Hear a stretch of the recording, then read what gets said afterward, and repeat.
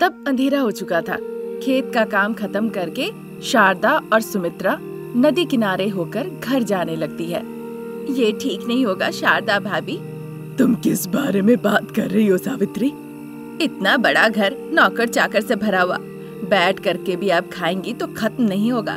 फिर आप मजदूर की तरह खेत में काम करने के लिए क्यों आती है? चाहे कितनी भी संपत्ति क्यों ना हो, पर अपना काम करना कोई गलत बात तो नहीं है।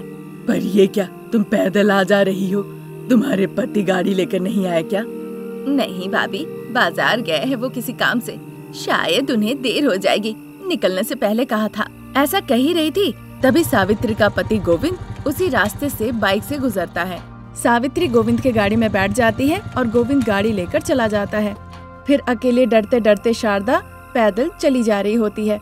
उधर बड़े से घर के किचन में अनामिका तवे पे रोटी बना रही थी और मनी मन सोच रही थी, सिर्फ नाम की ही मैं बड़े घर की बहू हूँ, पर 3 वक्त के लिए 3 दफे बिना आराम किए हुए मुझे खाना पकाना पड़ता है। हाँ, बिना रुके लगातार स्टोव पर मैं रोटियां बना रही हूँ।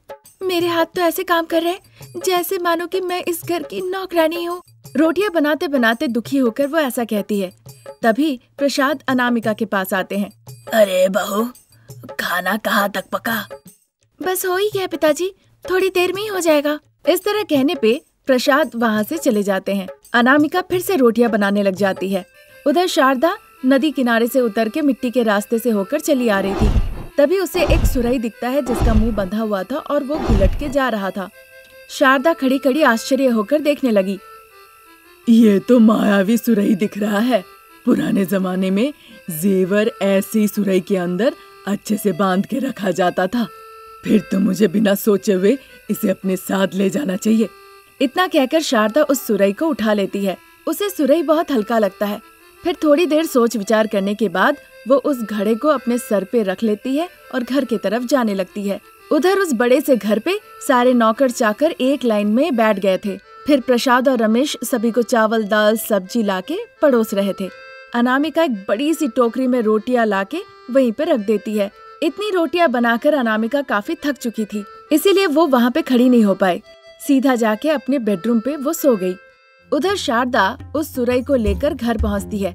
देखती है सारे नौकर चाकर हॉल में बैठे हुए हैं। अगर उन्हें इस सुरई के बारे में पता चले तो अच्छा नहीं होगा, इसीलिए वो पीछे की तरफ से आती है। रमेश दरवाजा खोल देता है। शारदा वहाँ से अंदर आती है और सुरई लेके सीधा अपने कमरे में चली जाती है। वहाँ जाके वो सुरई का मुंह खोलती है, पर उसके अंदर कोई सोना नहीं था। उसके अंदर हाथ जैसा कुछ लकड़ी था। ये देखकर शारदा दुखी हो जाती है। जलाओ, लकड़ी के साथ इसे हम जला देंगे, मैं अनामिका को देती हूँ। फिर से अगले दिन अनामिका जब खाना पका रही होती है, तभी शारदा वहाँ पे जाती है। वहाँ उस लकड़ी को आग में डाल देती है। सारा खाना पक जाता है, पर वो लकड़ी जलती नहीं। लगता है ये कोई मायावी लकड़ी है। इस लकड़ी के साथ के बाकी सारे लकड़ी जल गए, पर ये लकड़ी नहीं जली। लगता है किसी काम का ही नहीं। इस तरह सोचकर घर के एक कोने में जाके उसे रख के अंदर चली जाती है शारदा। इसी तरह दिन निकल रहे थे। हर दिन अनामिका 3-3 दफे खाना पकाया करती थी नौकर चाकर सभी के लिए। अनामिका थक चुकी थी खाना पका पका के, बहुत परेशान हो रही थी। उसे लग रहा था काश वो इस घर से उड़ के कहीं दूर चले जाए। तभी एक दिन जब बैग में कपड़े रख रही थी, रमेश देख लेता है। कपड़े रख रही हो? कहाँ जा रही हो अनामिका? मुझसे ये मजदूरी नहीं हो पाएगी, मैं यहाँ से चली जाना चाहती हूँ। मैं इस घर में बहू बन के आई थी और अब इस घर के नौकर चाकरों की भी नौकरानी हूँ मैं। फिर भी मैंने बहुत धैर्य रखा। पर क्या आपको पता है 3-3 दफे सबके लिए खाना बनाना, रोटी बनाना कितनी तकलीफदायक है। मेरी बात सुनो अनामिका, चलो चल के माँ से एक बार बात करते हैं। इतना कहकर रमेश अनामिका को मना लेता है। अनामिका शांत हो जाती है। फिर वो बेलन ढूंढने लगती है, लेकिन रोटी बनाने का बेलन उसे कहीं पे भी नहीं मिलता। तभी उसे शारदा का लाया हुआ वो लाल रंग की लकड़ी दिखती है। फिर देर न करते हुए उसी लाल रंग की लकड़ी से वो रोटियां बनाने लगती है। उस लकड़ी से रोटियां बड़ी जल्दी जल्दी बन के तैयार हो जाती है। ये देखकर तो अनामिका आश्चर्य रह जाती है। आश्चर्य होकर वो बस देखते ही रह जाती है। फिर जो लकड़ी जिससे रोटी बन रही थी उसमें जादुई शक्ति आ जाती है। फिर वो बेलन हवा में उड़ने लगती है। डरो नहीं अनामिका, मैं तुम्हें तकलीफ नहीं पहुंचाऊंगी, तुम्हारा काम आसान करूंगी, तुम्हें मदद करूंगी। मैं देवी हूँ। जब मैंने उन्हें जलाओ की लकड़ी काटने से मना किया तो उन्होंने अपनी जादुई शक्ति से लकड़ी बना के मुझे सुराही के अंदर डाल दिया। अब जाके मैं बाहर आ पाई हूँ। क्या आप हमेशा के लिए मेरे साथ रहेंगी? रहूंगी, लेकिन जब भी तुम बाहर जाओगी तो मुझे भी अपने साथ ले जाना होगा। जब मैं आजाद हो पाऊंगी तो पेड़ बन जाऊंगी, तब जाके मुझे संतुष्टि होगी। इस बारे में तुम क्या कहती हो? मेरी मदद करने के अलावा आप मानवता के लिए अच्छी नींव तैयार करने जा रही हैं। फिर मैं हाँ क्यों नहीं कहूँगी, आप ही बताइए। मुझे तो बहुत खुशी मिलेगी आपको आपके काम करते देख, और साथ ही मैं भी अपना काम करके खुश रहूंगी। इतना कहकर अनामिका बहुत खुश होती है। खुशी के मारे वो लकड़ी अनामिका के सर के चारों तरफ गोल गोल घूमने लगती है। थोड़ी देर बाद वो लकड़ी फिर से साधारण हो जाती है। पर ऐसा नहीं, अगर तुम एक बार पूरी तरह से गोल घूमी ना, तब जाके बढ़िया होगा। अनामिका के कहने पे रोटी बनाने की वो लकड़ी गोल गोल घूमने लगती है। इस तरह से वो लकड़ी अनामिका को मदद किया करती थी। जब भी अनामिका घर के बाहर जाती थी, उस लकड़ी को अपने साथ ले जाया करती थी। धीरे धीरे उस मायावी लकड़ी से पेड़ बाहर निकल आने लगता है। फिर उन पेड़ों को खाली जगह पे लगा दिया जाता है और अनामिका उनसे दोस्ती कर लेती है, और इसी तरह वो खुशी खुशी जीवन बिताने लगती है। आलसीपन की वजह से बहू अनामिका सुबह के 10 बजे नींद से उठी। फिर फ्रेश होकर ड्रेसिंग टेबल के सामने खुद को देखने लगी। अचानक से उसे बहुत भूख लगी थी, तो वो डाइनिंग टेबल के पास गई। वहाँ डाइनिंग टेबल पर आकर उसे कुछ भी नहीं दिखा, सब खाली था।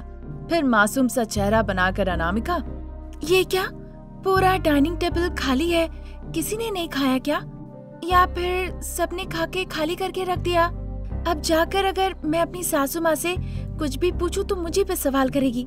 बेकार का सर दर्द क्यों लेना, इससे बेहतर है कि घर की नौकरानी पार्वती से जाके मैं पूछ लेती हूँ। इस तरह सोचते हुए अनामिका किचन में आती है। पार्वती सिंक के पास खड़ी होकर बर्तन धो रही थी। क्या छोटी मालकिन, आप यहाँ पे? पार्वती, मुझे बहुत भूख लगी है, खाने में क्या है? खाने में कुछ भी नहीं है मालकिन। बड़ी मालकिन ने कहा था कि सबको बेड कॉफी देने के लिए, तो सबको बेड कॉफी दे दिया। आप उठी नहीं इसीलिए दिया नहीं। 9 बजे को कहा कि सबको डोसा बना के देने के लिए, सब वही डोसा खाए। आप उठी नहीं तो आपको मिला नहीं। उस वक्त नहीं उठी थी इसीलिए नहीं दिया। अभी उठ के आई हूँ तो चलो कुछ खाने दो। देने के लिए भी तो कुछ होना चाहिए। इस तरह कहने पे भूखी परेशान अनामिका किचन से बाहर आती है, खुद को कोसते हुए। फिर वो वहाँ से सासू माँ शारदा के कमरे में जाती है। सासू माँ शारदा उस वक्त ड्रेसिंग टेबल के सामने बैठकर मेकअप कर रही थी। बहू को कमरे में आते देख, क्या हुआ मेरी आलसी बहू, क्या चाहिए? मेरा नाम अनामिका है माँ जी, आलसी बहू नहीं। सिर्फ मैं ही तुम्हारा नाम अनामिका है भूल नहीं गई हूँ, तुम्हारे पिताजी और पति भी भूल गए हैं। कभी क्लब गई और किसी ने पूछ लिया कि अनामिका कैसी है, मैं उल्टा पूछती हूँ वो कौन है। लेकिन अगर किसी ने पूछ लिया तुम्हारी आलसी बहू कैसी है, तो मैं कहती हूँ हाँ ठीक है, तुम्हारे आलसीपन का यही फल है। वो सब ठीक है माँ जी, मुझे अभी बहुत भूख लगी है, जरा पार्वती से कह दीजिए कि मेरे लिए कुछ बना दे। अगर मैं ऐसा करूं, ये तो रूल तोड़ना होगा बहू। तुम अभी एडजस्ट कर लो, लंच टाइम में जल्दी आना, पेट भर के खाना खाओगी। अभी जाओ। अब चूंकि कोई चारा नहीं था इसीलिए वो वहाँ से चली जाती है। अपने कमरे में जाती है और जाके बिस्तर पे बैठ के घड़ी देखने लगती है। अभी तो बस 10:30 हो रहे हैं, लंच टाइम होने में भी अभी कम से कम 4 घंटे हैं। 3 घंटा अगर मैं सो जाऊं तो बस 1 घंटा बचेगा, फिर मैं जाके पेट भर के खाना खा लूंगी। इस तरह कहकर अनामिका फिर से बिस्तर पे सो जाती है। देखते देखते अनामिका का लंच टाइम भी निकल जाता है। अनामिका डाइनिंग टेबल पे जाके देखती है सब खाली। अब उससे भूख बर्दाश्त नहीं होती। वो गुस्से से अपने घर से निकल के शहर के मंदिर में चली जाती है। वो गुस्से से देवी माँ से कहने लगती है, ये क्या है माँ, आपने मुझे आलस्य का ब्रांड एम्बेसडर बनाया और आप चाहती है कि मैं बिना खा के भूखे मर जाऊं, क्या चाहती है? इस तरह कहते ही देवी माँ वहाँ प्रकट हो जाती हैं। मुझे लगा कम से कम अभी तुम्हें अपनी गलती का एहसास हुआ होगा, पर अभी भी तुम मुझे दोषी ठहरा रही हो, मानो मैंने गलती की हो। वो सब मुझे नहीं पता, मुझे बहुत भूख लगी है माँ। अगर ऐसा है तो जाओ किसी समारोह में या फिर किसी होटल में जाके खा लो। एक सर से खाने से मेरी भूख नहीं मिटेगी। मुझे 5-5 सर दे दो। जब मैं 5 सर से खाऊंगी तब जाके मेरी भूख मिट पाएगी। 5 सरों की जरूरत नहीं है अनामिका, बाद में तुम्हें इसके लिए पछताना पड़ेगा। मैं सब संभाल लूंगी माँ, पहले आप मुझे 5 सर दे दो। तथास्तु अनामिका, तुम्हारी मनोकामना पूर्ण हो। तथास्तु कहने के साथ साथ अनामिका के सर पे 5 सर आ गए। अनामिका देवी माँ से मन्नत मांगी और सड़क पे निकल गई, पर लोग उसे बड़े आश्चर्य और अद्भुत तरीके से देखने लगे। पर भूखी अनामिका को इस बात की कोई परवाह नहीं थी। वो एक फंक्शन में चली गई। वहाँ उसे एक टेबल दिखा। वहाँ रसोइया से वो खाना परोसने को कही और बैठकर खाने लगी। देखो बाबू, जितने भी पकवान तुम बनाए हो ना, सब एक एक चीज यहाँ लेकर आओ और साथ में तुम भी यहाँ रुको। जैसे ही खाना खत्म होगा प्लेट में फिर से डाल देना। उसकी बातें सुनकर रसोइया कोई जवाब नहीं देता, चुपचाप अनामिका को खाना परोस देता है और अनामिका बैठकर खाने लगती है। अनामिका, मुझे चिकन खिलाओ। इस तरह कहने पे अनामिका उस सर को चिकन खिलाती है। वो सर चिकन खाने लगता है। दूसरा सर अनामिका का पापड़ खाने लगता है और तीसरा सर आइसक्रीम, साथ ही चौथा सर जूस। जो आदमी खाना परोस रहा था वो भी आश्चर्य रह जाता है। हे भगवान, देखने में तो ये पतली दुबली है, पर इसके 5 सर ऐसे खाना खा रहे कि मानो 50 लोगों को खाना हो। अब मैं क्या करूं? इस तरह सोचकर वहाँ से वो चला जाता है। लेकिन अनामिका अपने 5 सर से इतना खाना खाती है कि उसका पेट बलून जैसा फूल जाता है। बड़े से पेट के साथ जब अनामिका मुश्किलों के साथ खड़ी होती है और फिर वहाँ से चल के जाने लगती है तो लोग उसे आश्चर्य होकर देखते हैं। भारी और बड़ा पेट होने के कारण अनामिका चल नहीं पाती। वो बहुत संघर्ष करती है और बाद में वो गिर जाती है। हाय भगवान, कोई है, कोई मेरी मदद करो। मैंने बहुत खाना खा लिया है, कोई मेरे ऊपर दया करो। मुझे कोई अस्पताल में ले जाके भर्ती कर दो। ठीक उसी वक्त खुशी खुशी शारदा और प्रसाद काम खत्म करके अपने घर लौट रहे थे। तभी बीच सड़क पे देखा कि बहू अनामिका बड़े से पेट लेकर संघर्ष कर रही है। वो आश्चर्य हो गए। जल्दी से गाड़ी से उतर के अनामिका के पास गए। ये क्या हो गया बहू, तुम्हारे 5-5 सर कैसे हो गए? माँ जी, ये सब मैं आपको बाद में बताऊंगी, पहले आप मुझे अस्पताल ले चलिए, मैं आपसे हाथ जोड़ती हूँ। जल्दी से वो अनामिका को गाड़ी में बैठाकर अस्पताल ले गए। वहाँ डॉक्टर अनामिका की अच्छे से जांच करते हैं। आप यहाँ पे बैठ जाइए। इतना कहकर डॉक्टर साहब अंदर चले जाते हैं। 1 घंटे बाद ठीक होकर वो अनामिका को अपने साथ घर ले जाते हैं। घर जाने के बाद अनामिका रमेश, प्रसाद और शारदा को बताती है कि उसने 5 सर कैसे मांगा। पेटू स्वभाव के कारण तुम्हें 5 सर मिल गया। 5 सरों से खा के देख लिया, अब बताओ क्या होगा? और क्या, मैं देवी माँ के पास फिर जाऊंगी। इस तरह कहती है। फिर अगले दिन सुबह सुबह जल्दी उठकर स्नान करके देवी माँ की मंदिर जाती है उनके दर्शन के लिए। माफ कर दीजिए माँ, मुझे ये 5 सर नहीं चाहिए, बस एक ही सर चाहिए। मैंने सोचा ही नहीं कि खाना कितने भी सर से खाओ वो एक ही पेट में जाएगा।